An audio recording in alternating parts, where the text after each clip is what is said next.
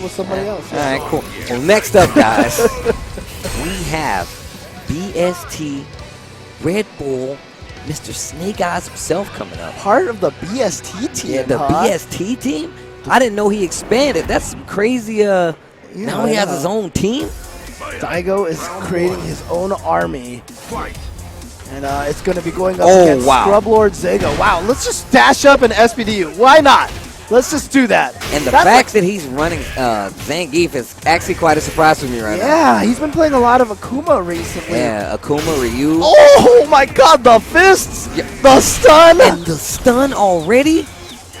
Gets a little meter. Running bear grab to take the first round. Yeah, there's definitely something that makes us all feel happy watching Snake Eyes. I know, right? Play with Zangief? Come on. Zangief, yeah, exactly.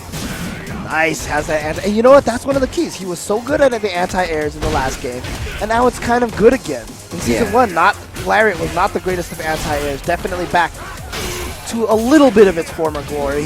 Nice. Gets that crush counter fierce, goes right in for EX SPD. Wake up, DP right there.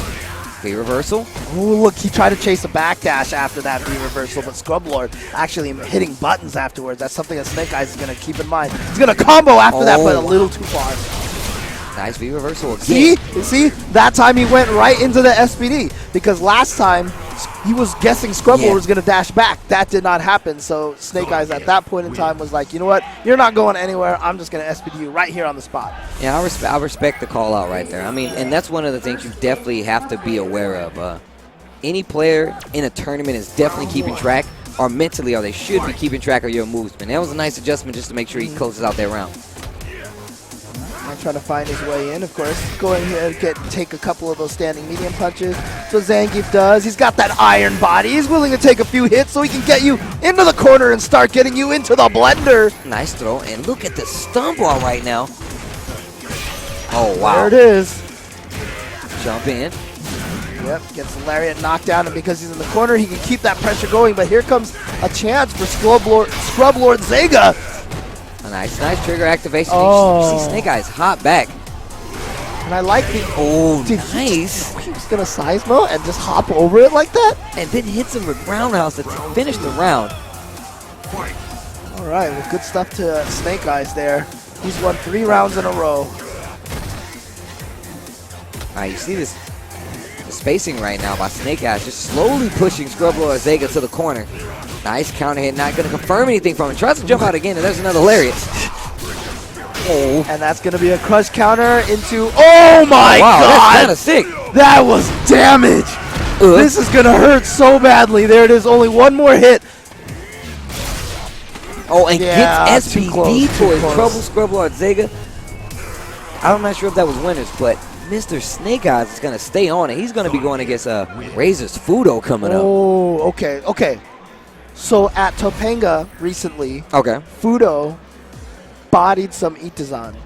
I believe it was 7-2. In a matchup that a lot of people think that is kind of bad for Mika, right? But Fudo and Itazan. Now, granted, those two guys know each other. They've been playing fighting games against each other forever. They've been playing for a long time. Long since before Street Fighter 4, those two have been playing against each other. And that might have been a factor in it. But Fudo did blow up Itazan Zangief pretty badly. So and everybody thinks Itazan Zangief is one of the best in the world. Yes, exactly. If not the best.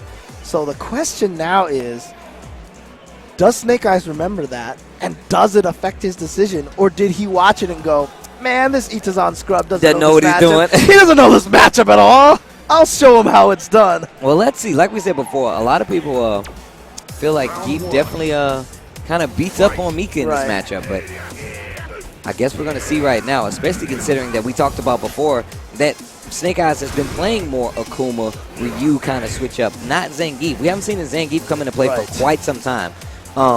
Dropped him pretty early in Season 1 because he felt like he wasn't enough. That character couldn't do enough. And now he's back playing him again at the first CPT event of the year versus Fudo after we just saw him body Itazan. Come on, man. Fix their headsets. That's so funny too, because every time I look at Fudo, it just looks like he's so nervous about everything. Yeah. It looks like he's just sitting there worried about his puppies at home or something like that. Like he's just like thinking about like his head's somewhere else, you know? He's attentive. He likes to. I feel like he has those tics because he's making sure, you know? Yeah. I like to think that, you know, that superior gaming mind. Dude, he is ridiculous because, like, I think he entered, like, the For Honor tournament here at Final Round. And him and Kazunoko on the same team, right? No? Yeah, I believe so. And then, like, in Japan, there's that one gun game. I forgot what it was called. Gunslinger Stratos? Yeah, I think so. Yeah. And he's the #1 player in Japan for that game. What? Yeah, Fudo. I didn't know that. He's the #1 player. That man is a gaming machine. He is just a gaming machine. So it looks like Snake Eyes did just go with Zangief. So he really is saying that, you know what, I can do this. I can do this better than Itazan did. Now, that's crazy because, I mean, Mika versus any character, especially Ryu or Akuma, it's pretty hard for her to deal with. So I guess he knows that much more about the matchup. Now, to be fair, Snake Eyes and Itazan do play very, very different Very differently. That's true. That's 100% true. And if Fudo is used to Itazan's style, that could actually come back to bite him in a weird way, that he's going to expect Snake Eyes to do certain things. But in that match between Fudo and Itazan, Fudo just did such a great job. The footsies that he played against Itazan, staying at this distance that you see right now. And don't forget, these two played each other at EVO in 4 and in top 8 of an EVO. And Fudo blew him up with Fei Long. Nice. Gets in with that jump in light just to get that SPD. Dash in. Almost got another one. Just a little late to the draw. Crush counter. Oh, wow. But I like that Fudo hit the button on the way up just to make sure if he did try to chase him down with the EX SPD in the air. Nice. Gets that giant swing into the corner. Going to have the entire screen behind him at this point. Nice crouch and light kick, and you see him just backing up. You don't want to try to press Zangief because that's when you lose a lot of life. Right. Oh, nice confirm. Beautiful confirm, and all the way back into the corner. Oh, same side, standing light punch. No neutral jump. There's a tech on the throw. Goes right in the trigger. Just gets away. He's like, yeah, I just don't want to deal with this mix-up. I don't have any reason to deal with this. And yeah, a lot of Zangief players, once they activate that V-trigger, they're so quick to use it. Oh, nice. Finds a hit with the end of that V-trigger. Oh, that's going to be a lot of damage. Oh my god, this could all go downhill right now, but I like that Fudo just escaped. He's got out of there with a backdash jump back, and he's built that distance. So the stun isn't a fear anymore, but still, Zangief can take him out. Oh, nice. Whoa, just goes in low. Light kick, and that was one round. Jesus. Yep, all the way down to 17 seconds. All right, here we go. Round 2, first game. Now you see that Fudo controls so much space with that crouching medium kick. And against Itazan, he was really ready to punish a lot of the stand fierces with the EX Flying Peach. So you see, not able to get a punish right there. Into the corner. Nice standing light kick, firm. Goes to stun. Good defense from Snake Eyes. Oh, tries to jump in. What a fortunate trade for Snake Eyes. Oh my god. All right, not going to be able to do anything right there. That stun bar almost completely gone right now, but Fudo has a ridiculous lead right now. Yeah, Fudo is sitting on 2 bars, so anything is going to lead into an EX Peach with punish. So Snake Eyes has to make sure he doesn't miss anything, but nice dash up from Fudo, gets the low hits. And those dash up light kicks from Mika are just a problem right now. Yeah, but one of the things that we've learned about Zangief in Season 2, he's never out of it. Definitely. He's never out of it. Here it comes. 3 mix-ups will lead into a stun. Oh, but that lariat, yeah, off of the back roll. You can't really do anything, and I like that Zangief did pressure. Oh, back throw. He was trying to bait something out from Fudo, and Fudo did nothing. And then he just threw afterwards. He did delay throw. Wow, and that must be a hard draw right there because Fudo looked like he had so much control of the match right there. Fudo has that ability to take a crazy, like, guessing game kind of match and then just eliminate all of the guessing games. Just boils it down to something that he has a lot more ability to control. Yeah, makes it a straight line for you. He's like, look, either I'm hitting you or you're blocking. Right, exactly. Oh, nice standing roundhouse challenge in that footsie range. Drop kick. Oh, yeah. Just wanted to get out of there because he knows that was punishable. And you saw Snake Eyes with no punish on that wingless airplane. Unfortunately for Fudo, that does take him a little bit into the corner, but you can see how Fudo just fought himself right out of there. Nice standing medium kick. Trade on that jump in. The reversal dash Try to chase him again, but instead Fudo goes for the jump throw OS. And there you see right there that with punish on the stand fierce. talking about that's something that Fudo was very aware of, but he doesn't have any meter anymore, so that's going to mean that Snake Eyes can throw out a little more stand fierces right now. I like the fact that Snake Eyes is playing a lot more calm this time around. You see Fudo adjust by just going a little slower, being a little more holding back, you know. Nice giant swing into the corner. Pump. Oh, wow. Confirms off the taunt, and now he has a powered up throw. He can definitely kill now.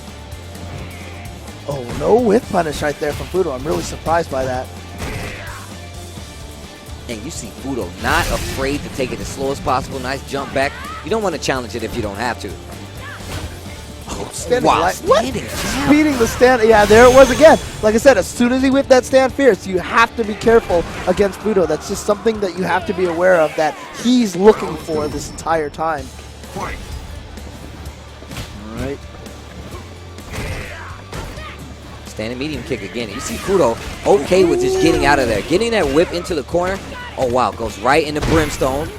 Oh, wake up EX from Snake Eyes. Something has to happen right here. Yeah, this is a huge opportunity for Snake Eyes. Back throw into the corner. Smart. Oh, nice crouch strong. Confirms into Lariat. And another confirm. Gets the stun. Let's see what he's going to do damage-wise. Nice jump fierce. Yeah, just got to go for the regular combo. Doesn't want to spend any of his meter. Oh, he goes for the SPD. Nice splat. Nice jump back there. Yeah. Oh! Nice. SPD trying to talk that smack into the mic. Walk up SPD. Nice adjustments there by Snake Eyes just to make sure that Fudo was not comfortable enough to walk forward in that matchup. It's a lot of those last rounds, that's all we were seeing. And now you see him a lot more prone to walking back. And one of the key things about that last round was that Snake Eyes was able to take it without spending any meter. Oh, nice read on the jump back. Got all this meter ready to go. Oh, was that supposed to be it again? I think it was. Like it was. I think it was, yeah. It's okay right now. It wasn't that much damage that he took off of that mistake. Oh, nice crouching fierce. Yeah! Great reaction with that. And here comes the Deshko mix-up. Oh, pretty much nullified. Oh, nice neutral jump read again. He's going to get nice damage right here. Luckily, no Deshko in play, but he does have critical art. And now Fudo just backs off. Says, you know what? I'm not going to push too hard on this stun. I'm not, because a lot of people. Oh, what? He just got a free jump in, and Snake Eyes did nothing. Wait, what happened there? Oh, wow. I don't know what happened right there. That was interesting. It's almost like something happened, and they looked at each other. And then they okayed to continue on. Yeah, and then Fudo just jumped in and just got a combo. But it was almost like they ended the round. Yeah. I'm not sure what happened. I'm not 100% sure what happened right there. But regardless, Mr. Fudo moves on. Huh. Did his control break? And so then he was just like, well, I can't do anything about it. Take the round? I'm not sure. That was really odd. Wow. Our next match is Vicious versus Echo Fox's Justin Wong. Oh, you make this sound exciting, like Vicious is going to do anything, dude. Well, I'm just saying. we know Vicious, and Vicious, before becoming a commentator, was definitely a threat in SoCal, and definitely one of those more meticulous, more annoying players that you had to look out for, especially in a pool. Yeah. No, Vicious is definitely a very strong player. But of course, a very strong player himself, Mr. Echo Fox's Justin Wong. I will say one thing about Vicious, though, is that he has an oh-so-sexy voice. You know? Oh, really? Yeah. Okay. All right. Yeah. Well, I'll let him know that you feel that way. And you see him using his dulcet sounds right there, talking to Justin Wong. Justin Wong, of course, recently signed by Echo Fox. Echo Fox trying to take over the fighting game world, signing so many strong players from all the different games. Yeah, I mean, and you have to remember, we were talking about this a little bit on our show, that, like, you know, Echo Fox is definitely a threat, and who better to be a threat to any pool, any game, basically, it's Mr. Justin Wong. Yeah, you know? And you know what? According to you, 2017's Capcom Cup champion. I'm just saying, dude, he puts in the legwork. He's one of those guys.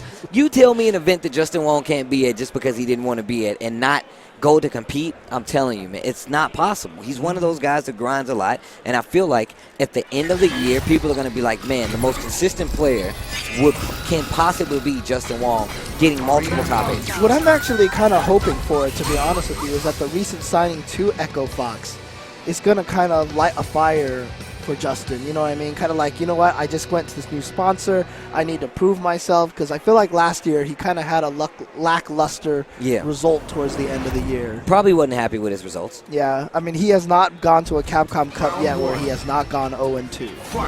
And so I'm sure he wants to fix that. Oh, yeah, they're going to go back and they're going to pick the stage. Oh, yeah. They've got the beach stage, of course, which covers your feet. Yeah. And can cause some problems. Not so much in that matchup. The biggest problem is really like the birdie. Because you can't see banana, like the items. Yeah, the banana and the cans. You can't even really see them down there in the wave. And besides, you don't want to be littering the ocean like that anyway. It's a problem. Man. I saw a video where somebody just pulled a straw out of a turtle's Dude, that's nose. the most painful video I've ever seen. Come on, man. It's so hard for me to watch that video, but like it still makes you so happy when it happens. But true. Oh my God, that was so painful to watch. Oh. All right, I hope this isn't painful to watch. It's all Birdie's fault, dude. Yeah, it's all Birdie's fault. All right, here we go. Nice footsies being played right now. There's that V skill to start off, and you see Justin trying to establish that neutral game already. Right. No, go ahead. Vicious not trying to give up that neutral game, and they're still virtually in the middle of the stage. Yeah, it's interesting to me. This match, I feel like, is a fight between two very similar characters. Yeah. Very footsie-oriented. However, Cammy just has a better air game because of the dive kick, and and Karen, of course, just has bad anti-airs, right? That gives Cammy a slight advantage, but nice gets the throw. Karen on the ground has that stand roundhouse, and she has that V skill as well, which gives her a little bit of superior battling on the ground. Oh, nice. Use that dash, get out of there. Nice standing medium kick. Trigger's done right now for Justin, and you see go right back to the footsies. Vicious not out of this yet. Still has Trigger in his pocket, but constantly running into those standing medium kicks.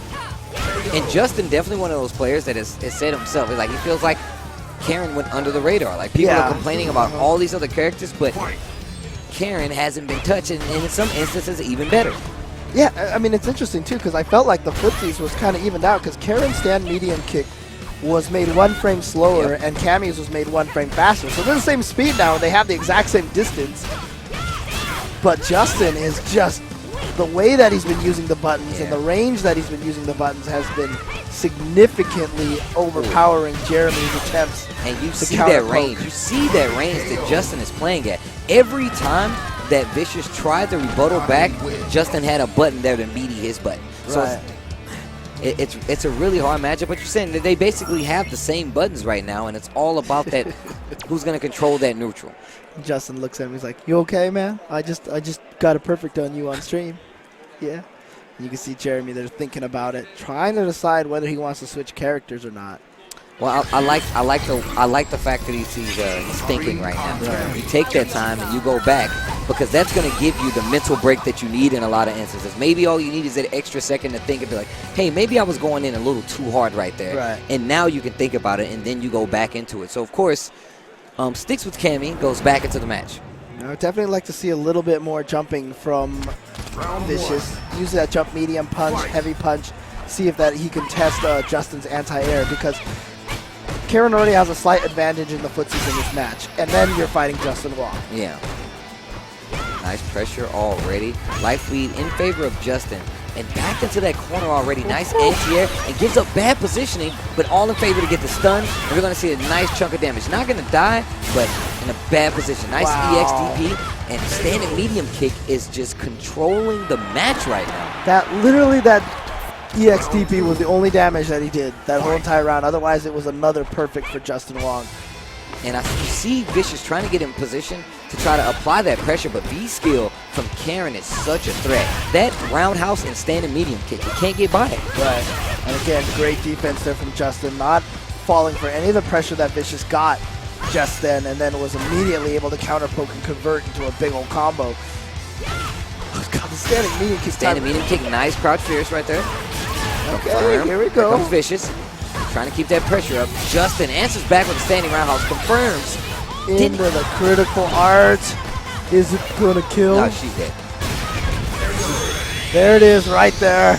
And thus ends the competitive career of Vicious, and it is back to Comet. No, maybe that was winners. Maybe he's still in. Yeah, he's still in. No, Vicious, like I said, very strong player, but going up against a guy like Justin Wong.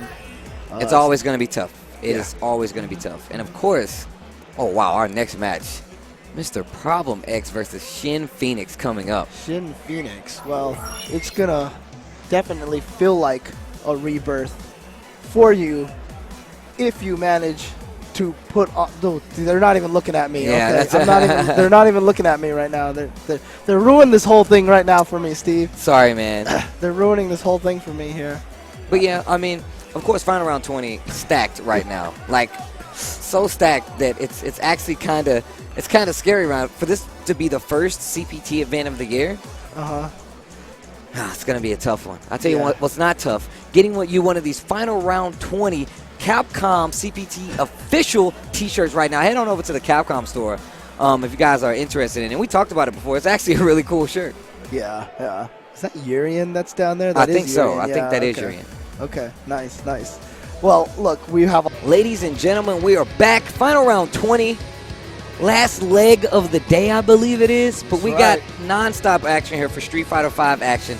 Our next match. Tell it to him, man. Well, before I get to this next match, I want to give a shout-out here to JC Combat on social media here, who pointed out to me that Final Round 20 is 20 years old. Final Round is older than John Takeuchi. Wow. And older than Punk. Is that what happens? Is that where we are now? We're going to see logos that says established before you were born? Dude, that's right? Crazy. Exactly. That's so nuts. But yes, you can see on the screen, it is Mr. Kazunoko, GGP Kazunoko from Japan on the left, going up against BXG Squall on the right. Squall, a player who who qualified for the Red Bull Proving Grounds and was flown out to Santa Monica, California to compete in that. Yeah. I had a chance to sit down and meet with him and like just talk shop. Just like non-gaming stuff, and really, really smart guy. Got a good head on his shoulders. Yeah, and I just saw him compete at KIT earlier this year and did a great job. So I'm interested to see. I wonder how far this is in the pool. Well, it's a good start so far against Kazunoko. Kazunoko using that V reversal to get out of the corner. Of course, Kazunoko going with Cammy early in Season 1 and never left. Stuck with this character. And Squall doing a great job footsie-wise of like making sure Kazunoko stays on a stand. Out of reach of those standing medium kicks. Nice block on that Kenny drill. I wonder what that was trying to do. Nice interrupt with that crouching strong. And there's another V reversal. Which is great because that actually takes away a lot of Cammy's comeback potential in terms of V-skill damage, V-trigger damage. But Cammy, once she gets in this pressure, wow, he went for the okie doke put himself in the corner. My God, drops the combo. Yeah, that was just a little too far. Oh, interrupt the V skill with crouching strong. Dude, don't get me started talking about that V skill. Do not get me, Steve. Just like right now, just like put your hand over my mouth. I do not want to talk about that Cammy V skill. Nice DP right there. And right now, Squall doing a great job of making sure Kazunoko stays on it, staying out of that danger zone of Cammy being too close and being able to apply that pressure, get throw mix up into another guessing game, and he's always interrupting. Oh, nice. It's opened up by that dive kick. Too powered up this time around. Nice back dash. You want you to stay honest. All right, into the corner now, trying to apply that pressure, but great defense once again from Squall. But again, you see that situation. He wanted to jump out of the corner, and Kazunoko just obliged him, walked into that jumping distance, had the uppercut ready to go. Oh, and this situation isn't too bad for Squall, because if he gets any hit, he's going to confirm in the super right now. And that great light. Oh my God. See, I didn't think he was actually going to do it. Watch it melt. All that health is just gone like that. Oh, nice attempt at footsies right there. Just decides to backdash. He needs to be careful. I like the raw activation from Kazunoko. Oh, that was an execution error. 100% an execution error. And it just cost him the match. And yeah, he had this look on his face like, how in the world did that happen? So we're going Where did that come round 3, game 1, from what Squall just should have closed out. Nice interrupt again. I like the fact that he's not shaking. Comes to the next round with a nice clean confirm. Wow. Triple dash up and nice. This time he hits the DP. But again, you know, those EXDPs like that are huge call-outs and, you know, an interesting use of resources. Nice EXDP to challenge. God, he did his own EXDP. And but he ended up in the front. I didn't see that. Behind. Oh, tries to go for the throw. Just lost his pressure by trying to go for a reset. No confirm on the first jab, but goes into trigger anyway. Nice dash up. Counter, and he's going to confirm uppercut. Squall is overreaching right now, and that's just cost him 2 rounds. 2 rounds down the drain because he was trying to go just a little too hard. I like to see a little more patience. Now, the scary part is this. That second round, that execution error cost him the entire round. He's going to be thinking about that right now. He has to have selective memory right now. He needs to put that out of his head and be like, that happens, whatever, let's move on. Let's move on and keep playing. So Kazunoko now with a great jump. to start off with some damage, and here comes that Cammy corner pressure. So scary to deal with, but nice timing on that counter poke. The way he is fighting Cammy, challenging her every time she pauses, is getting him so much footing in this match. Yeah, I mean, he went all the way from one side of the screen to the other with the way that he was playing footsies against Kazunoko. Of course, Kazunoko using that V-trigger to get out of the corner. Puts himself back in, unfortunately. Nice backdash, crouching jab to keep that pressure going. Kazunoko finds a jump in. Not going to have any sign of trigger coming up soon. Oh, and shimmies him just a bit. Set point going here for Kazunoko. Yeah, this could have easily been for 1-1. But Squall with that crucial execution error. See if he can make it back. Let's see if he can tie this up to actually 1-1. Like I said, you have to put that behind you. Yeah. Although I do feel like this should be one game in Squall's favor, one round in Kazunoko's favor, you know? All right, nice footsies again. You see Kazunoko slowing the pace down to where he has full control. You do not want Nakali to feel like he's in control of the pace of a match because he's just going to scare you the entire time. Oh, nice dash up, finds it. Goes for a reset. Nice tech by Squall again. Oh, and just a dash up right there. And that's one of the things that makes Cammy so scary is that her dash so fast gets right in your face, and as soon as Cammy gets there, that's her wheelhouse. I like the patience here. That V-trigger isn't going anywhere. Gets thrown again with a little gray life. That's going to take off more than you wanted it to. But one hit right now could catch him almost all the way up, but he just doesn't have any life left.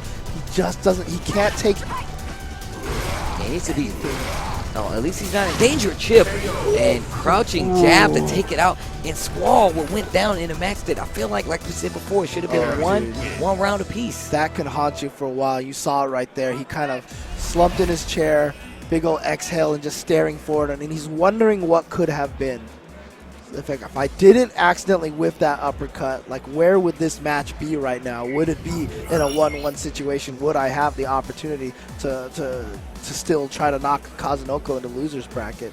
And there's a lot of situations in which, you know, a lot of people crack. A lot of people crack under those situations because you have to remember this is a tournament setting versus Kazunoko. I mean, he won Capcom Cup, so you have to. I don't blame him for being nervous, but it's just the fact that you have to be able to lock. You have to be able to tighten up in situations like that. Yeah, like I said, the trickiest thing about fighting games is that when you're playing fighting games, you are basically flooded with information, and you have to be so selective on what you remember. All the bad stuff that happens, that goes away. You know, like, oops, I missed an uppercut. Not saying forget it. Yeah, you just have to. You got to add it to the notebook of things you need to work on. Right. But you have to be able to come back, especially in a tournament setting, and make sure that you have the peace of mind to play solid. Right. But coming up next, you mentioned this before the break. Yes. Now we are going to get to one of the two Europe players here. There's only Phenom, and now Problem X is out here, and he's going to be going up against Shin Phoenix. Now, Problem X, he just recently got sponsored, and he told me that he is going to be traveling to almost every single U.S. premiere that he can make it out to. So get used to this guy. We are going to be seeing him a lot, and especially because he can easily sneak through this event, get to top 8 and do some serious damage, and especially because one of his favorite characters to use in Season 1 is a lot stronger now. In fact, both of them. And Birdie and M. Bison are the two characters that he plays a lot now. He actually told me that he believes that M. Bison is a top-tier character now. Oh, wow. Okay. Yeah. Well, I mean, a lot of people with those changes say the exact same thing. And Shin Phoenix, not to be outdone, I believe I saw him at a Wizard World just recently. Oh, yeah. Okay, yeah, so okay, I'm nice. definitely familiar with him. So, we got to go back and change those stages, though. But, yeah, I saw him at Wizard World. Very much a competent player. Oh, KIT, actually. That's what I saw. Okay. I saw him at KIT playing a team tournament, I believe, with Squall. So, definitely a very competent player. Okay. I've seen that he has pretty good nerves, and it's easy to tell when he's out of his element. Oh, no. Yeah. Okay. I mean, visually. So if you don't know him, you'll see what I'm talking about. He gets a little shaky, but he definitely has the ability to still close it out. That's how he reassures himself. Yeah. But like we said, he's going up against Problem X, and Problem X also told me that he believes that Birdie is significantly improved from Season 1. He says he really, really likes what that character it has now. And I never asked him like what in particular changes. Maybe the EX headbutt being safe. something that he enjoys a lot more. But he's just going to go right in there for the command throw to start up. That's a signal. Oh my god, he just goes for another one? He's noticing he's not hitting any normals. And when he did hit a normal, he does a meaty sweep, and now he has a stun. Nice jump in roundhouse, and that's going to be a perfect, a really quick perfect at that. Problem with that is Shin Phoenix didn't build up the whole meter, so no, you know, I can't control it. Yeah. No rebirth for, oh, wrong game. Sorry, my bad. All right, tries to go for the jump in. Blocks the banana peel, really smart. And you see Problem X definitely playing a slower pace. I feel like Shin Phoenix needs to take control of the pace of this round. Oh my god, what a whiff punish. That was sick. That was sick. But good punish on the blocked sweep. Oh no, nice sweep. Again, same thing, gets the slide in there. And that's the nice thing about Vega's counter with that slide is that, it, you know, he can get a little bit of better pressure off of the slide counter like that. Oh, nice fake out right there with the jump medium kick. Right, activates the V-trigger, just jumps right in there, wow. Oh my god, dash up, hits a button in between, basically just like a whiff punish. Tries to jump in again, baits it out. Oh no, wow. He missed the normal into it, and then accidentally comes out with that too early. Oh jeez, this is a problem. Oh, and then an overhead, and Shin Phoenix. Oh, that's rough, that is rough. It's definitely rough. Yeah, I like that. You see Shin Phoenix is like, give me a minute here. And you can see it right there. He was supposed to do normal into Rose into critical art. Instead, raw Rose came out, and then he got hit by the Rose. Yeah, he ended up getting jab into Rose, which isn't a combo, so. Nice, crouching medium punch. He's going to blow up that wall dive pretty well. Okay, I like the slice. Or spin edges. Nice jump in roundhouse. Oh, watch out for the banana, yeah! As you saw that banana, you had to not hit a button in the air so you can land and block. Beautiful block on the overhead. And you see Shin Phoenix going back to his old self right now and playing great footsies. And you see him just trying to get into range. He wants, oh wow, nice button right there and challenge with that EX headbutt. Oh no, a drop combo now, this time from Problem X's part. Gonna get a setup. What's gonna do? Oh, too far. Wow, no button EX dive, and that should be the round. That just came out of nowhere. Yeah. Just came out of nowhere. Problem X doing a great job of making sure Shin Phoenix stays on his toes, but Shin Phoenix is not looking too prepared in some of these situations. Okay. Nice air there. Starts that offense and goes in again. Nice standing light kick to wake up, and you see Problem X try to take some advantage right now. Good punish on that empty wall dive with the sweep. Good range on that crouching heavy kick. Nice okay. Roundhouse. Now what's the mix-up? What the pressure he's going to get? Nice two-hitter right there. Yeah, just gets a small amount of damage, but every little bit counts. Here we go. Problem X trying to go right in there. Chases down the jump and actually hits him on landing. He could have landed and blocked. Nice. Okay, goes off the wall, but no quick rise. I like that. That's smart from the back throw. Oh my god. And he still okay, beautiful. Nice beautiful. neutral jump roundhouse right there. And we're going to get another round for Shin Phoenix to stay alive. Definitely not out. It's definitely capable of him. He just has to make sure he plays safe. Nice dash up throw.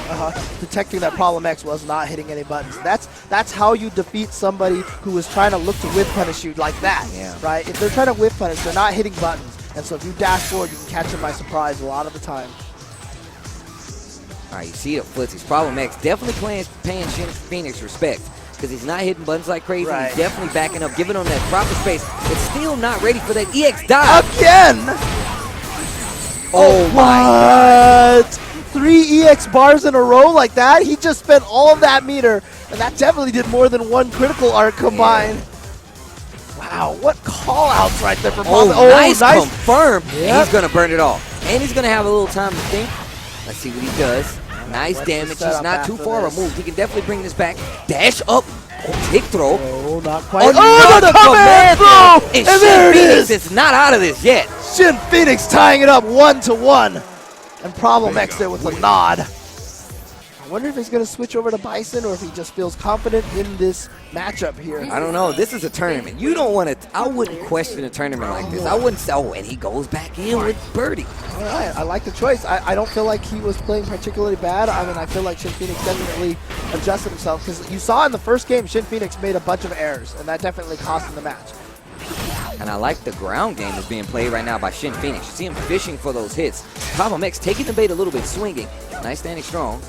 Yeah, but you can see Problem X is hitting more buttons. He's not going to the whiff punishing game, and that's what gave Shin Phoenix the ability to knock him down with that V-skill, that surprise V-skill, and just catching things with that standing heavy punch. Because you say he's not challenging anymore, so now he has buttons to hit. Nice back throw, and Problem X is going to try to make something of this. Back throw into the corner, and things can all melt, but I love him just getting right out of there off of that wall dive. Problem X not taking advantage of that, just to let him get out of the corner. So now we're back into this neutral game, which is a problem now. And look at Shin Phoenix playing such a great neutral game. Yeah. Nice jump. He's convinced Problem X to hit buttons, and as a result, he's been able to get a lot of spare hits. Off the wall, tries to go for a setup. No quick hit that's from gonna Problem X and Shin Phoenix. Wow, is he going to send one of the two Europe players to loser's bracket, or is Problem X going to be able to make this comeback? All right, here we go. Phoenix right now is playing such a solid, and you can see he's noticed. Oh, nice, using that arm against the EX headbutt knockdown, and he has to be more offensive right now because Vega controls the pace with that superior walk speed. And I just love what Shin Phoenix has done. Oh my God, keeps getting put EX headbutt. He's a roundhouse, and he is in danger of getting stunned. Right. Nice back dash on the throw. And then just to lower some of that meter, then gets the dash up command throw. Wow. Stun bar is okay now, but now he's trying to mount an offense, and he has screen positioning, so Birdie's back is to the wall right now. And any roll can be confirmed into a critical art right now. Oh my God, that whip punish again. Oh my God, hits a button, dash up throw again. It's staying strong. Birdie's still sitting there with all that meter. Yeah, he was going in for that V-trigger. Really smart not to hit a button right there. A lot of people make that mistake. Is Shin Phoenix going to try to go for a V-skill to try to build up the rest of that V-reversal so that he can get a rose? Just out of range of that crouching forward. Oh, it still got him! Nice, but no, wake up and he gets hit by the standing God! But, look at the meter differential right now. Shin Phoenix has a lot of meter, but the thing about it is Vega's hit confirm without the rose into critical art, not the best out of all the characters. Yeah, that just means he has a lot more utilities to work with. He can get a lot more damage if he utilizes those 3 bars. Right, exactly. That's the key right now, and it's not happening. Oh, no confirming the critical art right there. And a great counter pokes from Problem X. Yeah, that standing light kick. A real big problem when you try to get into that 0 range versus a character like Birdie. Shin Phoenix now sitting on that full V trigger, sitting on that critical art. And has a bunch of utilities at his disposal. Problem X only has 1 bar working on 2 and not even a V reversal. Nice, and you see, I think Shin Phoenix is going a little too often to those jumps. Oh, that's punishable, yeah! Was that on purpose? It's just such an unsafe thing to do and not really a surprise attack. Nice, and you see Shin Phoenix trying to find a hit, but this time Problem X not sticking too many buttons out there because he saw what happened last time, and he doesn't want to freeze up and let him get a clean hit. Shin Phoenix decides to switch over to non. Oh no, he tried to go in too hard there. Try to get through the V-skill. He got 33 seconds left on the clock, so something has to happen. He has full critical art, and he's not able to make the difference. He has 1 more shot. 1 more shot in 26 seconds is definitely not impossible. Yeah, especially with that V-trigger and all that critical art sitting there. He just needs 1 clean hit. Yeah, and we saw that confirm in that first match to get him back in this game. And oh, that was it. He definitely could have confirmed it. It's a crouching medium kick. Shin Phoenix goes down, but it's not for lack of trying. Right. That's when Problem X, he made sure it was not going to be free pickings. He made sure of it. The key thing of that match, I mentioned when he came into that 3rd round, he had all that meter. He had 3 bars, and Problem X had none.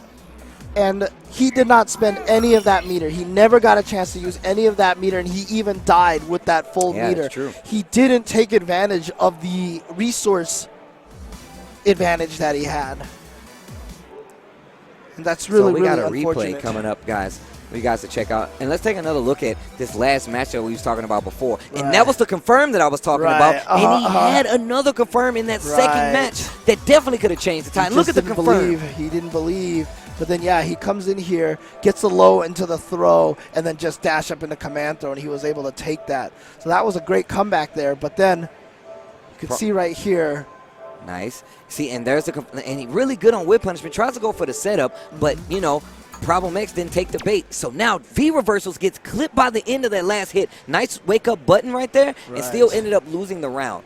But just the fact that you're able to challenge in that situation. I mean, he had Problem X on tilt where he was susceptible to those dash up throws and those dash up command throws. So that's something you have to think about. I felt like Problem X did a better job in that very last round of remaining calm. Shin Phoenix kind of all of a sudden started getting a little too aggressive. What Shin Phoenix was doing successful was playing this neutral game where he wasn't hitting any buttons and trying to get Problem X to hit buttons. It was basically playing a game of chicken. But then once the life lead got into Problem X's favor, that's when Shin Phoenix kind of fell apart because he's like, I need to save my meter for Rose into critical art, and he just was playing a one-track game, which he just wanted to land. You have to be able to fill in the gaps. Like, you have to be able to take care of those gaps that are in that gameplay. Because once Problem X switched up, then Shin Phoenix didn't have any answer to that last switch up. When he was dashing and throwing, he's like, well, no, now I'm not going to jump. I'm going to hit these normals and keep you honest. Now, Steve, man, tell me about this match. Tell me about this match. Look, I've spoken about the legendary Bushian style many a time. The legendary Bushian style. Now, the thing is about it, there have been victims of the Bushian style moment where you think there's no way he's going to do this, and he always does it. Now, Wolf Crone, a legendary rage quitter, wondering if he's going to be able to stave off Rashid. Rashid definitely got some buffs this match, but this season, but Laura had even more buffs, and Wolf Crone, coming from winning multiple events,